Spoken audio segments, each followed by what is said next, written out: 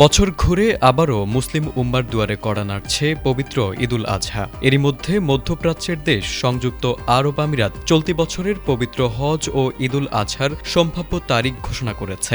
দেশটির মন্ত্রিসভা জিলহজ মাসের চাঁদ দেখার উপর ভিত্তি করে আগামী মে মাসে হজের আনুষ্ঠানিকতা ও ঈদের ছুটি অনুমোদন করেছে বলে খবর প্রকাশ করেছে খালিজ টাইম।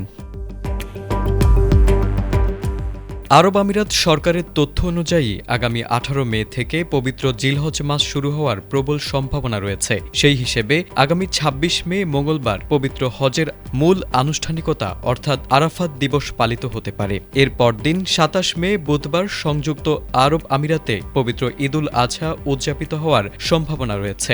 ধর্মপ্রাণ মুসলমানরা এই তারিখগুলোকে কেন্দ্র করেই এখন তাদের ত্যাগের উৎসবের প্রস্তুতি নিচ্ছেন।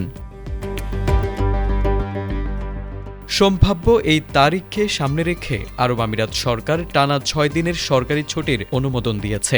সাপ্তাহিক ছুটি ও ঈদের ছুটি মিলিয়ে দেশটির বাসিন্দারা আগামী ২৬ মে থেকে ৩১ মে পর্যন্ত দীর্ঘ অবকাশ যাপনের সুযোগ পাবেন। যদিও প্রতি বছরই চাঁদ দেখার উপর ভিত্তি করে চূড়ান্ত তারিখ নির্ধারিত হয়, তবে প্রশাসনিক ও জাতীয় প্রস্তুতির সুবিধার্থে আমিরাত সরকার আগে ভাগেই এই সম্ভাব্য ছুটির তালিকা প্রকাশ করেছে।